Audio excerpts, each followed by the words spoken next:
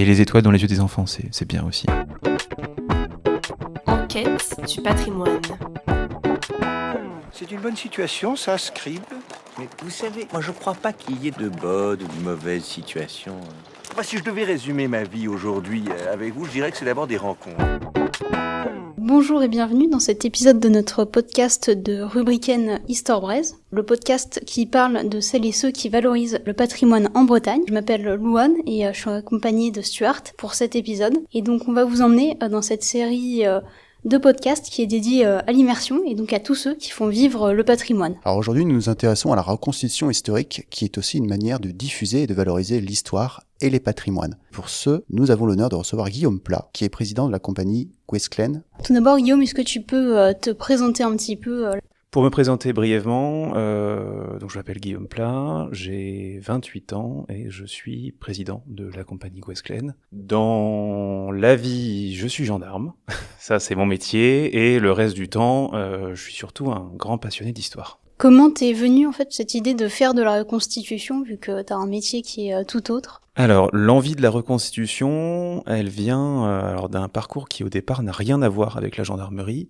J'ai commencé par faire une première année en fait en licence d'histoire, puisque c'était ma passion, c'est ce vers quoi je me suis dirigé assez naturellement. Et là-bas, en plus d'avoir l'occasion d'étudier vraiment cette matière qui me passionnait, j'ai rencontré des personnes en fait qui avaient cette passion-là aussi de l'histoire, et notamment pour nous de la période médiévale. Et des personnes qui, comme moi, avaient envie d'aller un peu au-delà des cours, c'est-à-dire que nous, on avait envie d'essayer de toucher un peu l'histoire. Je pense que c'est une envie qu'on a tous quand on est un peu petit. On regarde les livres, on voit les images, on va dans les châteaux, on voit les pierres. Je pense que tous ceux qui ont tenu un petit chevalier papeau dans les mains ont à un moment ou un autre envie d'enfiler l'armure aussi. Nous, c'était un peu cette envie-là qui nous a poussé dans un premier temps, cette espèce de curiosité de la matière vivante et l'envie, nous aussi, entre guillemets, d'être des chevaliers. Donc depuis quand exactement est-ce que tu fais de la reconstitution ? Alors maintenant, l'association, ça va faire 10 ans qu'elle existe, et le fait de le dire me le fait un peu réaliser aussi. Et alors ça fait 10 ans que l'association existe, et notre démarche avec mon groupe d'amis a commencé il y a 12 ans. Ça fait maintenant un petit moment que ça nous suit, et on espère que ça va nous suivre encore longtemps parce qu'on s'amuse bien. Et bien justement, peux-tu nous présenter plus en détail cette compagnie Guesclin et surtout, d'où vient votre nom ? Pour les Bretonnants, il y en a sûrement qui auront fait le lien. En fait, Guesclin, c'est une des traductions possibles pour du Guesclin. C'est un nom que l'on a évidemment pris en référence à la figure de Bertrand du Guesclin, qui est assez omniprésente dans l'histoire bretonne et dans l'histoire de France, même si c'est plus pour le passage Histoire de France qu'on s'en souvient, puisque c'est plutôt dans ce cadre-là qu'il est étudié. Et justement, une des raisons, une des vocations de la compagnie, c'est plutôt de faire découvrir sa période bretonne, puisque on a vraiment pour but, nous, de reconstituer le personnage de Bertrand du Guesclin dans ses jeunes années, c'est-à-dire celles qui concernent son implication dans ce qu'on a appelé la guerre de succession de Bretagne, entre les partis de Montfort et le parti de Penthièvre.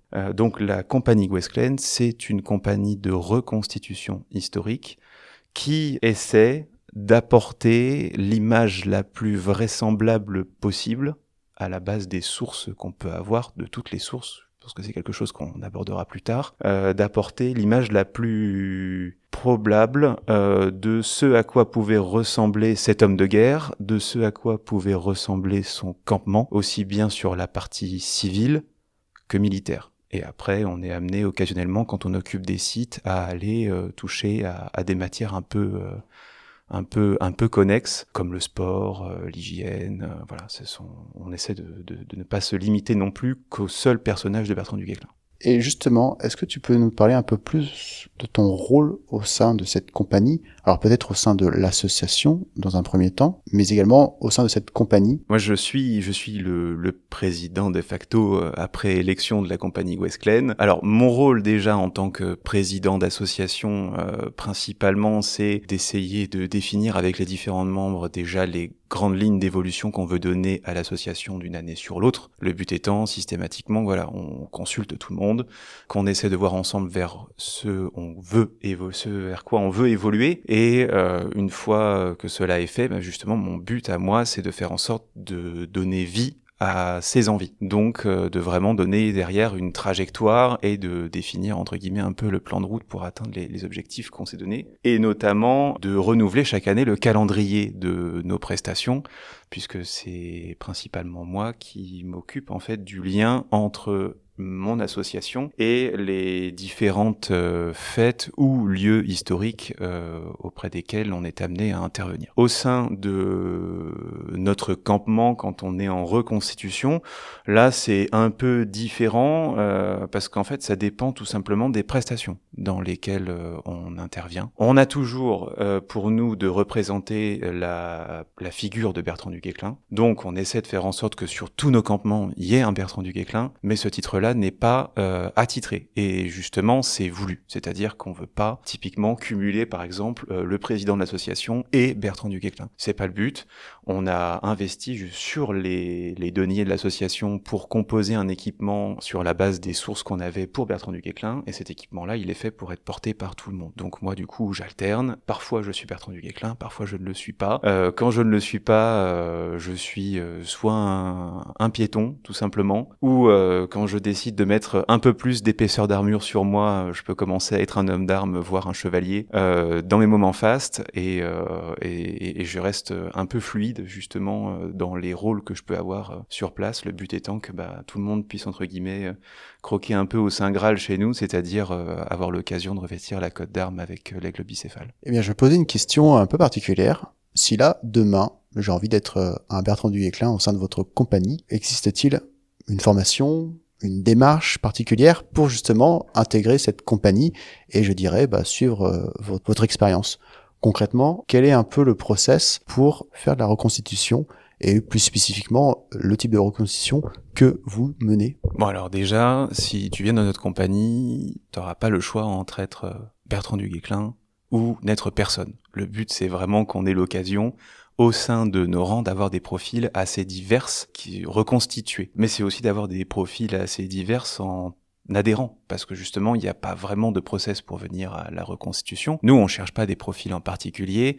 Après, il y a des choses qui vont être assez évidentes et je pense que de toute façon, on ne viendrait pas vers nous si ce n'était pas le cas. C'est-à-dire avoir une passion de l'histoire, déjà, la curiosité naturelle pour cette matière et puis, évidemment, pas plus précisément, une passion pour le Moyen-Âge. Il faut avoir cette fibre-là, parce que c'est ce qu'on va incarner, et une forme d'appétence pour l'histoire bretonne. Il faut rassembler toutes ces passions et ces curiosités, et je pense à sortir le tout aussi d'une envie de rigueur, parce que justement la reconstitution, c'est représenter un personnage, sa troupe, avec le plus de rigueur historique possible, c'est-à-dire se rattacher aux sources qu'on peut avoir, qu'elles soient textuelles, iconographiques, toutes les sources que nous pourrons avoir à disposition comme matériaux d'époque, y compris les sources archéologiques, même si elles sont un peu plus rares, surtout en ce qui concerne le personnage de Bertrand du Guesclin, même si on en retrouve toujours. Il faut cette passion, il faut de la curiosité, et puis il faut aimer un peu le public quand même aussi, parce que on est devant des gens, on est amené à faire des spectacles. Alors le spectacle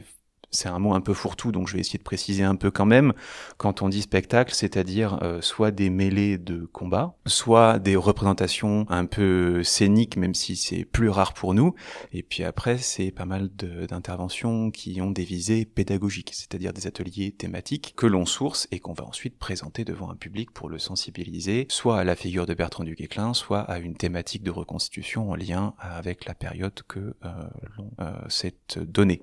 Une question qu'on n'a pas posée, et qui est pourtant centrale en fait, est-ce que tu peux brièvement nous présenter Bertrand du Guesclin, et pourquoi en fait il est important pour l'histoire bretonne et française? Alors ça, c'est une question qui va pas être facile.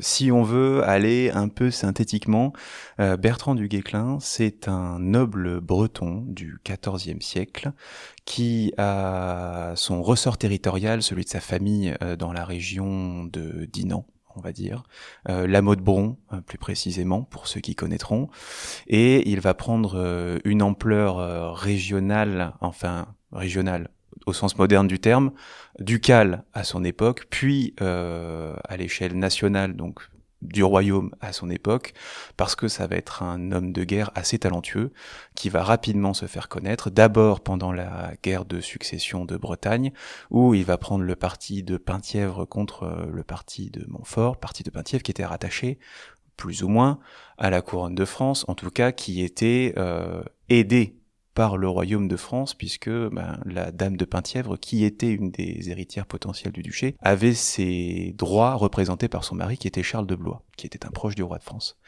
Donc c'est comme ça qu'il se fait connaître en Bretagne, puis dans le royaume, et à la suite de la guerre de succession, qui va être perdue par son parti, il va continuer son travail d'homme de guerre, et parfois on a eu le terme d'aimant à routier, peut-être quelque chose qu'on aura l'occasion d'aborder plus tard, et il va le mettre au service du roi de France jusqu'à en devenir le connétable. Et avant que je puisse laisser la main à Louane, tu parlais tout à l'heure que voilà, pour intégrer, ou en tout cas pour se lancer dans ce type de reconstitution, il fallait avoir une fibre pour la matière historique, pour la matière médiévale. Et dans votre association, dans votre compagnie, vous avez en tout cas cette spécificité d'être une compagnie bretonne. Quelle place cet aspect occupe-t-il au sein de votre démarche? Alors, la dimension bretonne dans notre démarche, elle est importante.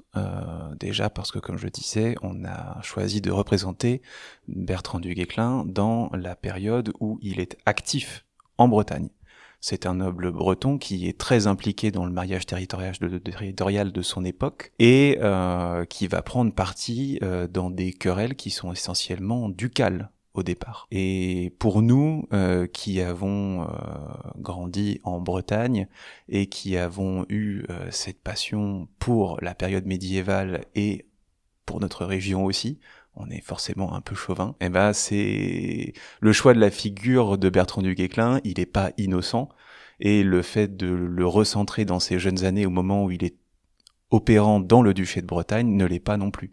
Pour nous, c'était important de pouvoir lier à la fois ce personnage qui nous passionnait et, entre guillemets, l'histoire du duché, qui est quand même une histoire fabuleuse et une trajectoire assez unique parmi toutes les principautés territoriales qui ont pu composer le royaume de France, avant qu'elle ne soit amenée petit à petit à disparaître. C'est quoi les différentes étapes pour créer une reconstitution? Alors, je suis désolé, je vais pas être très original ni très aidant, je vais renvoyer la balle. Étape, c'est-à-dire? Comment on s'y prend pour créer une reconstitution s'il y a un événement particulier ou... Alors, comment ça se passe pour créer une compagnie de reconstitution? Déjà, ça se passe bien. Alors sur le plan purement administratif, ce sont des déclarations par CERFA. Il faut avoir un bureau qui est en place. Vous devez connaître ça aussi. C'est pas la partie la plus fun de l'histoire. Mais bon, une fois qu'on a vaincu l'administration, on peut se concentrer sur le plus intéressant. Comment on compose véritablement une association de reconstitution historique. D'abord, on commence par faire des recherches. Donc ça, c'est un peu ce qui nous distinguera, entre guillemets, nous, les reconstituteurs au sens large. Il n'y a pas que nous. C'est un monde qui est finalement assez vaste quand on se penche dessus. Et il y a beaucoup de gens très compétents en la matière, notamment en Bretagne. Donc voilà. Ça, c'est petite fierté qu'on peut avoir. Donc on fait des recherches parce que pour pouvoir faire les choses bien et savoir vers quoi se diriger en premiers achats, il faut qu'on ait déjà commencé à étudier un peu les sources, pour tout simplement avoir des modèles historiques qu'on va essayer de reproduire ou de faire reproduire. Et si, comme nous, vous commencez par être des curieux, vous commencez par faire des erreurs. C'est-à-dire que nous, au début, on a acheté les pièces d'armure qui nous faisaient envie, parce qu'on avait juste envie de porter une armure, et donc on a aggloméré tout ce qui nous semblait un peu joli, tout ce qu'on avait plus ou moins vu dans les livres d'histoire qu'on avait épluchés jusqu'à maintenant, et vient un moment où on se rend compte que c'est bien, mais c'est pas cohérent, et on a envie de plus, parce que plus on creuse avec l'histoire, et je pense que tous ceux qui ont étudié l'histoire le diront, plus on a envie de recreuser encore un peu plus pour savoir exactement comment c'était. Je pense que la machine à remonter le temps, c'est un rêve qu'on a tous. Donc on creuse, et on se rend compte qu'on a fait des erreurs, et petit à petit on se corrige, et on en revient à refaire des recherches. Voilà, si on l'a pas fait dès le départ, on le fait en cours de route, et avec ça, on recoupe tout ce dont on a besoin. Par tout ce dont on a besoin, j'entends le campement, les tenues, j'aurais pu commencer par ça d'ailleurs, les tenues de chacun, donc une tenue civile, une tenue militaire pour ceux qui veulent faire des militaires. En fonction de son profil, de son statut, de son rang, on va plus ou moins pousser les pièces d'armure ou les pièces de vêtements. Et après, on se cherche un campement, donc des tentes. On cherche du mobilier. On essaie de travailler un peu sur le couchage aussi, même si c'est pas toujours facile le couchage historique parce que ça a quand même beaucoup évolué entre cette époque-là et maintenant, donc même quand on sait comment c'était fait, c'est pas toujours facile d'accepter d'aller dormir dans un couchage reconstitué, surtout en hiver sous une tente.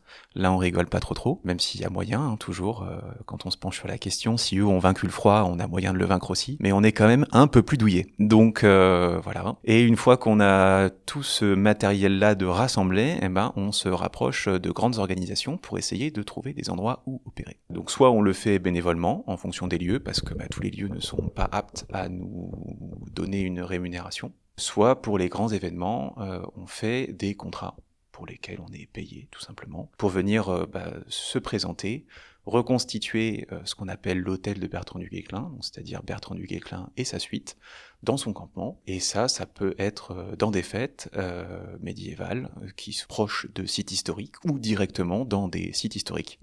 Donc des châteaux, des manoirs médiévaux, avec un médiateur qui a décidé de valoriser son site par l'apport de l'histoire vivante. Donc tu nous as parlé un petit peu du matériel, ça représente un petit peu en termes, une fourchette de prix, ça représente combien la reconstitution historique? Il y a le matériel qui est acheté, il y a aussi le coût des déplacements, de la participation à l'événement, ça fait quand même plusieurs choses qu'il faut prendre en compte. C'est très compliqué en fait à chiffrer. Alors au début, faut tout faire soi-même, c'est-à-dire que on paie tout, il faut son équipement, les déplacements au début on les paie, et puis petit à petit la compagnie prend de l'ampleur, et puis elle commence à prendre aussi des choses en charge. Parce que c'est vrai que la reconstitution historique, c'est quelque chose qui peut être parfois assez onéreux selon le profil qu'on choisit. Ce qu'il faut quand même avoir en tête, c'est que pour commencer en reconstitution historique, il y a aujourd'hui, avec la démocratisation plus ou moins de cette pratique, moyen de se fournir de l'équipement tout à fait correct, à des prix qui le sont aussi. Donc par rapport au moment où on a commencé, c'est quand même un peu plus simple maintenant. J'aurais du mal à donner une fourchette de prix. Moi, j'ai fait mon équipement au fil de l'eau, c'est-à-dire, comme je vous le disais, j'ai commencé par faire des erreurs, donc j'ai acheté des choses qui n'avaient pas de lien, puis petit à petit j'ai racheté des pièces, et puis en fait je me suis rendu compte qu'il y avait des pièces que je pouvais garder et d'autres pas, et j'ai recomplété, et je vous avoue que j'ai pas tenu le compte. On sait que c'est quelque chose qui au départ peut être un frein, l'achat du matériel, parce que au début il faut tout acheter. Alors ce qu'on dit souvent aux personnes qui arrivent chez nous, c'est d'abord un costume civil, simple, correct, comme ça tu peux venir avec nous, on peut te montrer ce que c'est, tu peux vivre ce que c'est, et si ça te plaît, tu vas pouvoir petit à petit aller plus loin, en rajoutant des pièces d'armure. Ce qu'on a fait, c'est que, ou alors pas de pièces d'armure pour ceux qui veulent pas se battre d'ailleurs, on cherche pas que des combattants, bien au contraire. Ce que nous on essaie de faire maintenant avec l'association, vu qu'on a quand même un peu d'années d'existence et que c'est pas la première année, fort heureusement, qu'on arrive à se faire payer pour ce qu'on apporte aux différents sites, c'est qu'en fait d'une année sur l'autre, on réinvestit quasiment tout ce que l'on gagne en matériel de reconstitution et en matériel pédagogique. Et dans matériel de reconstitution, il y a du matériel à usage collectif, c'est-à-dire que nous aujourd'hui par exemple on fournit le campement, donc la personne qui vient n'a pas besoin d'acheter de tente, pas besoin d'acheter de meubles, elle a même pas besoin d'acheter au tout début une vaisselle, même si c'est quelque chose qui est conseillé parce que sa vaisselle c'est quand même assez personnel, mais on peut fournir entre guillemets un espèce de starter pack, à l'exception évidemment du costume civil, et encore que on essaie là-dessus aussi d'aider, parce qu'on sait que c'est pas facile, et qu'en même temps quand on arrive on a tout de suite envie de faire le chevalier. Alors il y en a qui arrivent avec des profils très précis aussi, et qui disent moi je veux être marchand, ou moi je veux faire un lettré. Et ceux-là, on est assez content de les avoir parce que du coup, ils nous apportent des profils qu'on n'a pas encore, des profils un peu atypiques, et on est toujours en recherche de profils. On essaie vraiment d'aider par l'apport de matériel au sein de l'association. Donc chaque année, tout ce qu'on gagne, on le réinvestit, et on essaie de tenir un certain nombre de matériels à disposition des nouveaux arrivants pour leur faciliter les choses et faire en sorte que ils puissent échelonner les différents achats. Ce qui fait qu'à la fin, là on a intégré récemment 3 nouveaux membres, et l'achat du matériel, petit à petit, ça se passe très bien. Et ça les empêche pas de venir avec nous, et ça les empêche pas non plus d'aller combattre, et du coup, voilà, ça leur fait une expérience complète dès la première année.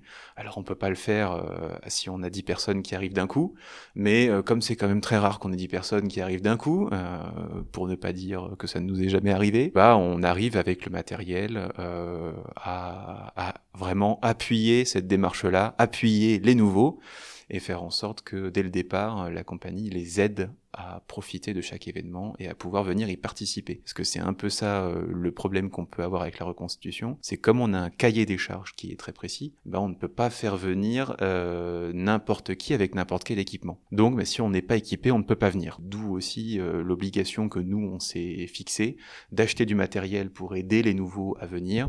C'est que sinon on sait que ce serait juste beaucoup trop frustrant de rejoindre une association, d'avoir toutes les promesses, les photos, les images de ce qu'on fait, et la première année d'entendre dire non désolé, ton équipement n'est pas complet, tu ne viendras pas avec nous.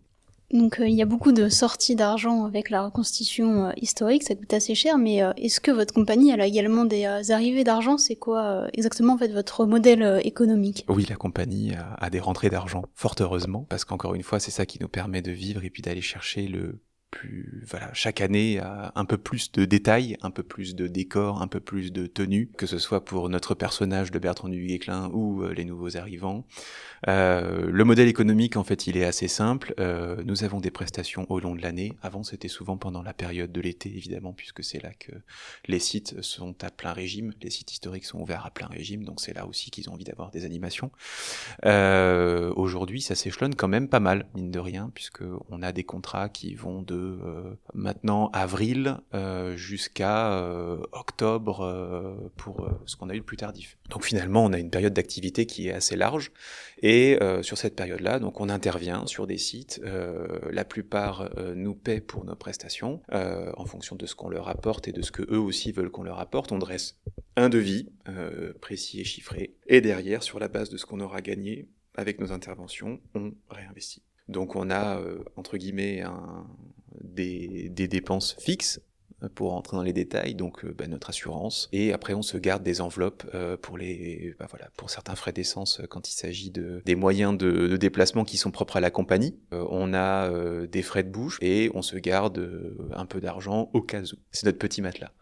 Et une fois qu'on a fait ça, tout le reste, on le réinvestit intégralement. Juste une question pour terminer sur cette partie un peu financier et administratif. J'imagine que vous devez avoir une forme d'assurance, puisque pour tant les objets que vous avez qui peuvent être fragiles ou qui peuvent être endommagés, que éventuellement, si jamais vous êtes amené à faire des combats, que vous vous blessiez d'autres gens qui ne sont pas forcément de votre compagnie. Comment ça marche en termes d'assurance, et est-ce que cette partie que vous gardez en réserve, est-ce que c'est lié à ça ou est-ce que c'est lié à d'autres choses? Bon, alors là, c'est la tuile. J'aurais dû relire mon contrat. Non, alors en fait, ce qu'il faut savoir, pour ceux qui auraient envie de se lancer dans une compagnie de reconstitution, c'est que les assureurs sont pas très à l'aise avec nous parce qu'ils savent jamais dans quelle case nous mettre.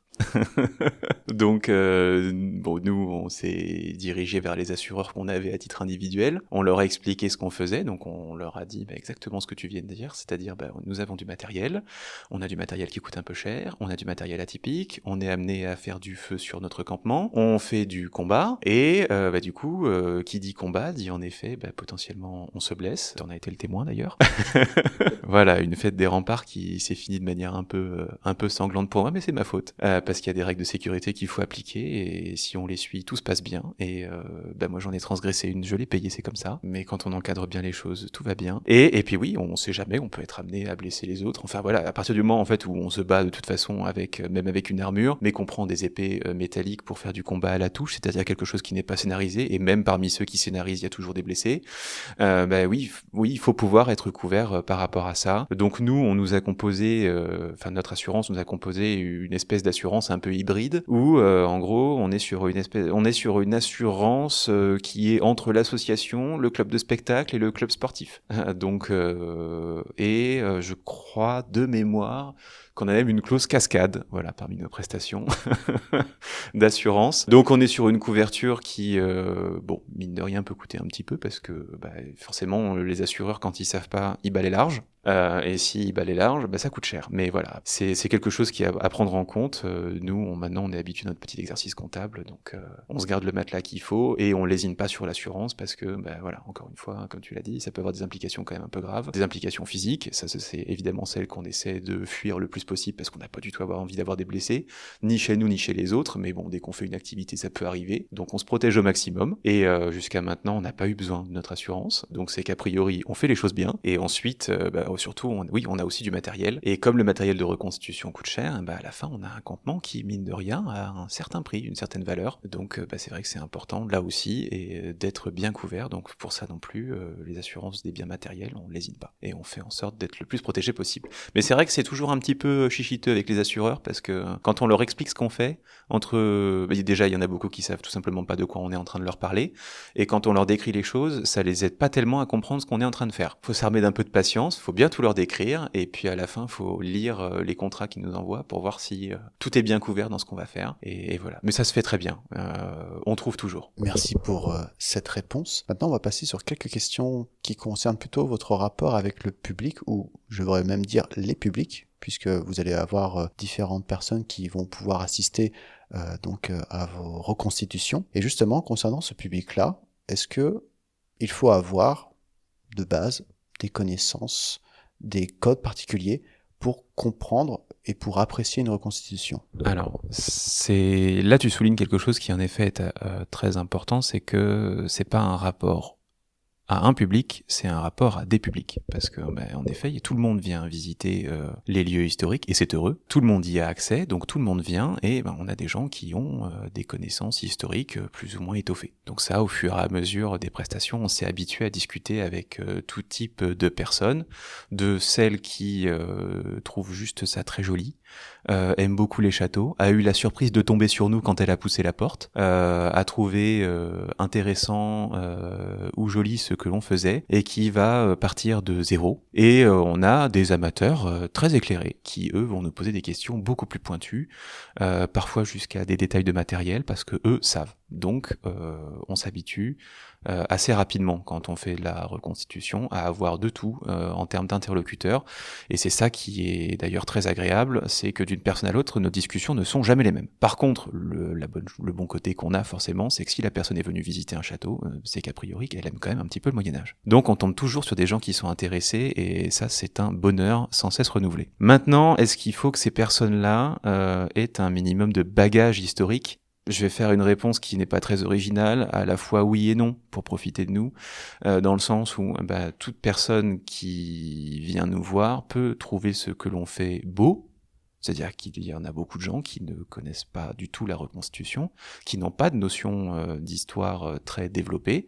mais qui peuvent tout à fait apprécier le fait que le campement est joli, les tenues sont jolies, les armures sont jolies, ça leur fait plaisir, et justement, ils viennent nous voir parce qu'ils trouvent ça beau, on discute avec eux, et nous, derrière, on peut étendre à l'histoire au sens un peu plus large. Néanmoins, évidemment, quand on fait des fêtes médiévales, on a tous assisté à des fêtes médiévales avec des intervenants qui sont très différents. Et même parfois, les organisateurs de fêtes ne savent pas trop comment utiliser le terme de reconstitution. Parce que aujourd'hui, c'est utilisé un peu par tout le monde, parce que les gens ont un peu pris pour acquis qu'à partir du moment où on met des tenues qui seraient affiliées à une certaine époque, on la reconstitue. C'est pas le cas. Comme je le disais au départ, la reconstitution, vraiment, c'est se baser sur les sources historiques qu'on a à notre disposition pour pouvoir essayer de reproduire des équipements, des tenues, des meubles, et à travers les écrits, potentiellement des actes de la vie quotidienne de l'époque, qu'ils soient civils ou guerriers. Et ça demande un peu de connaissances pour être identifié. Je ne suis pas persuadé, et je suis même sûr que dans une fête médiévale où il peut y avoir, comme a dit Nantes, de la reconstitution et de l'évocation, moi ce que j'appelle de l'évocation, c'est-à-dire des gens qui ont une passion pour le Moyen-Âge, qui ont envie de se rapprocher un peu de cette matière-là parce que ça leur parle, mais qui ne font pas de la reconstitution parce qu'en fait, ils ont fait comme nous au début, c'est-à-dire qu'ils ont pris ce qui leur faisait envie, et c'est absolument pas un reproche d'ailleurs que je leur fais en disant ça, mais qui ont pris des tenues qui leur faisaient envie, qui les ont rassemblées sur eux et qui se promènent avec ou qui font des ateliers avec, parce que c'est là qu'ils trouvent leur plaisir. Je suis persuadé quelqu'un qui vient et qui n'a pas de bagage historique ne peut pas, et c'est normal, faire la différence entre des gens comme nous qui avons essayé de reconstituer une tenue, qui est, on va pas dire complètement crédible, mais en tout cas qui essaie de se rapprocher de quelque chose de crédible par rapport à ce qui pouvait être porté à l'époque, et quelqu'un qui s'est juste fait plaisir avec des accessoires médiévaux, médiévalisants. Voilà. Je pense que notre travail, justement, notre gros travail, il est là. Et quand on intervient dans des fêtes médiévales ou sur des sites, c'est des choses qu'on fait régulièrement, c'est-à-dire expliquer aux gens notre démarche. Parce que souvent on dit, mais les gens viennent nous voir à la fin de nos prestations, de nos démonstrations, des toutes petites conférences qu'on peut donner, je dis ça très humblement, hein, parce qu'on n'est pas historien, donc on n'a pas prétention à faire de grandes conférences, mais quand on intervient pour présenter le fruit de notre travail et de nos recherches en condition avec nos tenues sur nous, eh bien, on a beaucoup de gens qui viennent et qui font « Ah oui, j'ai vu de la reconstitution à tel endroit » ou « Ah oui, dans telle fête, j'ai vu des gens qui faisaient comme vous ». Et nous, on les connaît un peu, les fêtes de Bretagne, parce qu'on les a un peu toutes faites quand on a commencé. Maintenant, on a moins l'occasion, c'est presque un peu dommage d'ailleurs. De temps en temps, on aimerait bien se faire le petit plaisir de juste venir en visiteur, mais c'est vrai qu'on n'a plus trop le temps. Et du coup, on prend le temps de leur dire « Non, c'est pas comme nous ».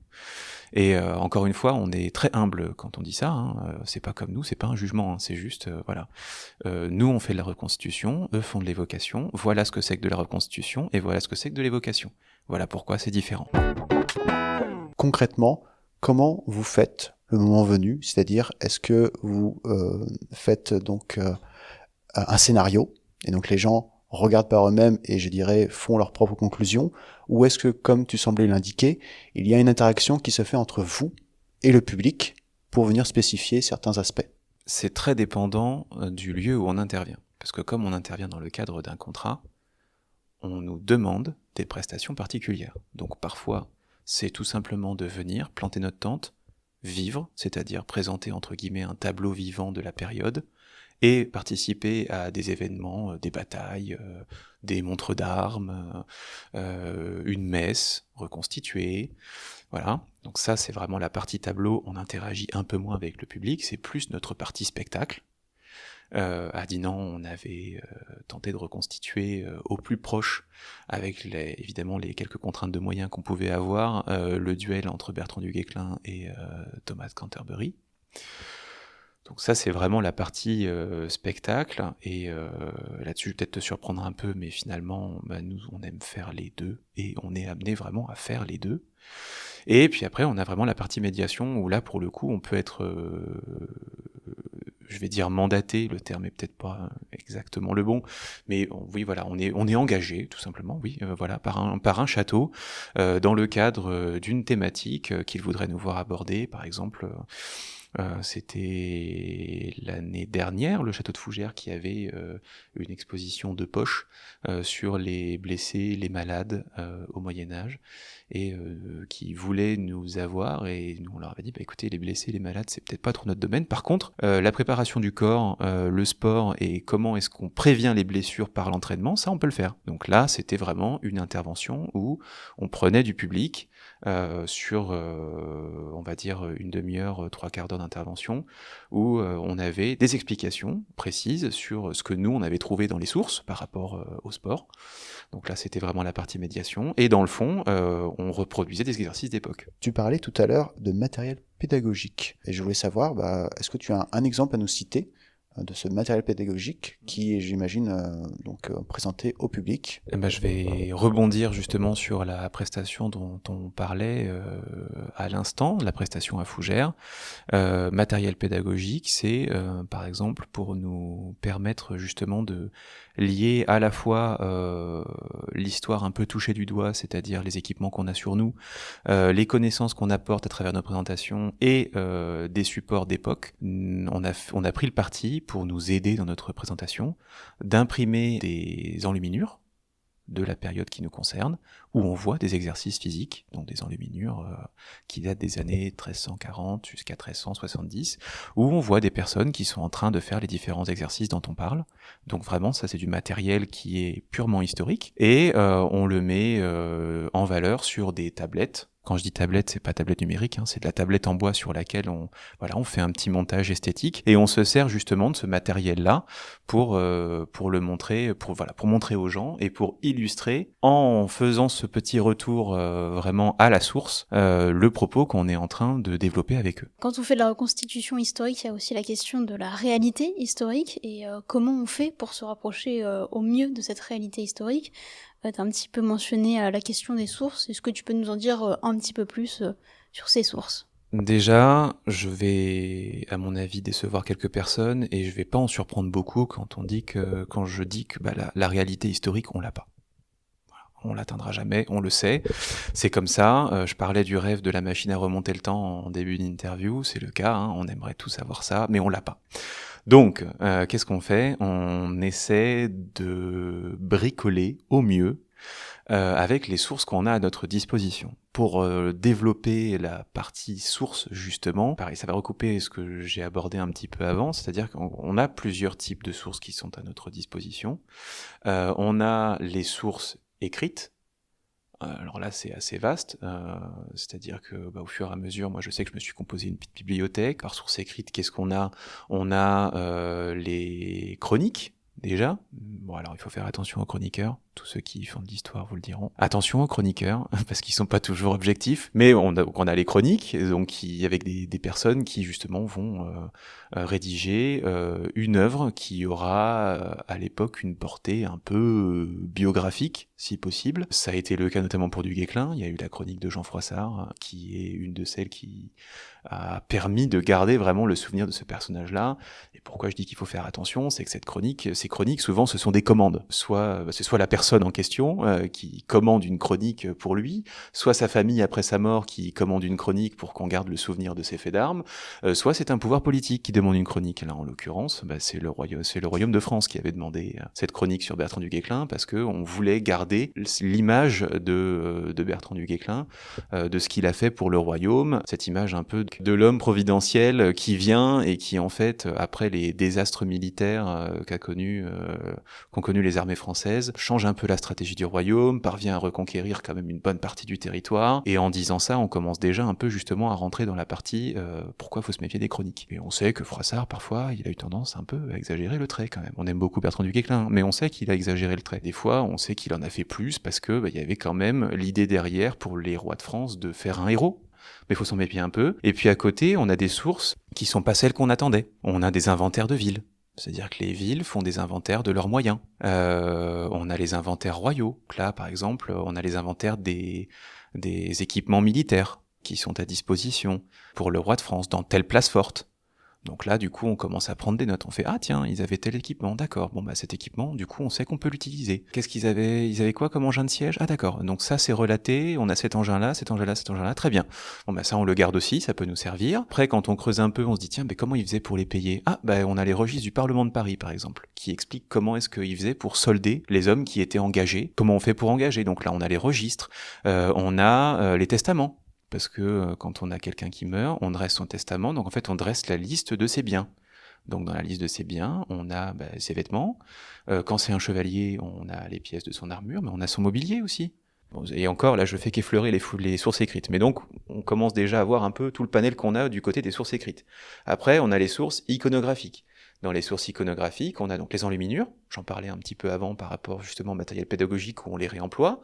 On a aussi les gisants. Donc les gisants qui sont ces représentations sur les monuments funéraires des nobles et des chevaliers, mais pas que, pour les prêtres aussi, et parfois aussi pour les bourgeois. On a des dalles funéraires sur lesquelles on sculpte soit des statues, soit un portrait en 2 dimensions sur la dalle de la personne. Donc là c'est pareil, c'est très pratique parce que comme on sait que ça a été fait avec un souci de réalisme, alors plus ou moins bien en fonction du budget du commanditaire, mais avec un souci de réalisme, on peut se baser là-dessus. On regarde comment les différentes pièces d'armure qui sont représentées. Pour les vêtements, on regarde les coupes. Donc ça fait partie de ce qu'on peut avoir comme source iconographique. Et puis pour finir, on a les sources archéologiques, qui sont à la fois les plus évidentes et les plus compliquées, entre guillemets, déjà parce qu'on n'en a pas tant que ça. On a la chance en France d'avoir commencé assez tôt à bien répertorier tout ce qu'on trouvait. Sauf que du coup, on a tellement répertorié à des époques un peu différentes depuis la vague un peu romantique, qui a plus ou moins bien répertorié les choses d'ailleurs, jusqu'à aujourd'hui que il y a des fois, si ça a été mal répertorié ou juste il y a tellement de répertoires au sein des lieux de conservation que c'est pas si facile que ça de réussir à ressortir à travers toutes ces sources archéologiques, tous ces condensés de ce qu'on a pu trouver, ce qui va nous intéresser nous sur notre période.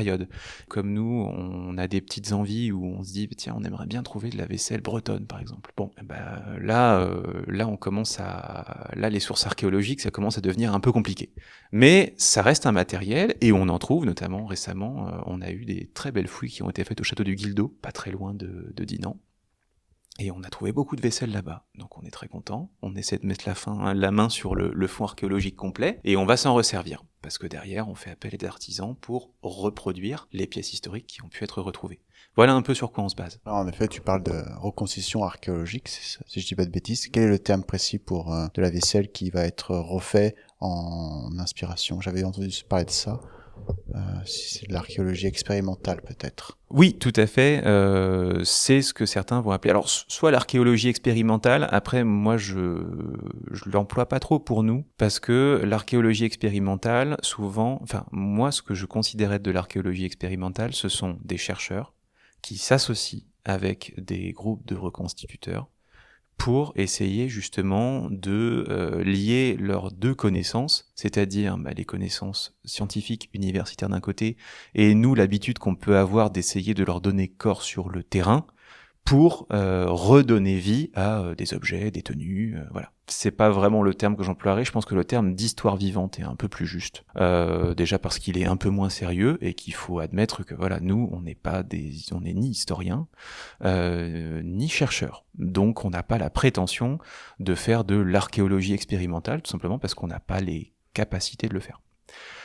Mais on fait de l'histoire vivante, c'est-à-dire que on trouve des sources, et on a soit la possibilité, nous, de les reproduire, soit on a des artisans qu'on connaît, et on va essayer de voir avec eux s'ils peuvent nous refaire les pièces qu'on a trouvées. Tout à l'heure, tu nous as parlé de différents événements où participe la compagnie. Comment est-ce qu'on fait pour trouver le juste équilibre entre réalité historique et la mise en image pour le public ?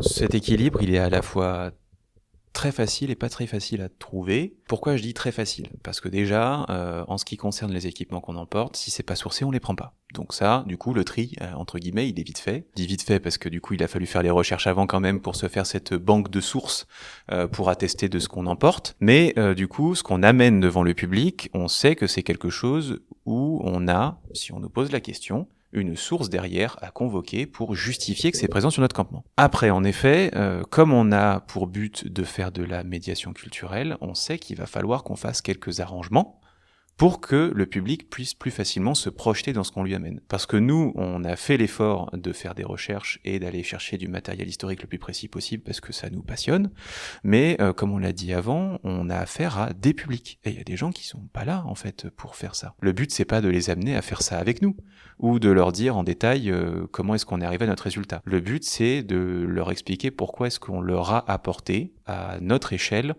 on va dire, l'image la plus crédible possible de ce qu'on entend représenter. Une fois qu'on a posé ce bilan-là avec eux, et ben forcément, on l'a vu par exemple avec le matériel pédagogique, on va aussi faire appel à du matériel qui est pas forcément purement historique. Parce que évidemment, à l'époque, on n'a pas de tablette en bois avec des enluminures dessus pour expliquer à des gens ce qu'on fait. Et là, du coup, je vais donner l'impression que je me contredis, mais pas complètement. C'est-à-dire que, évidemment, sur notre campement, il y a quand même quelques éléments qui sont pas complètement histo. Parce que, on peut pas non plus se permettre de juste venir, vivre devant eux, et espérer que la personne qui va passer va immédiatement comprendre ce qu'elle a sous les yeux. C'est pas possible.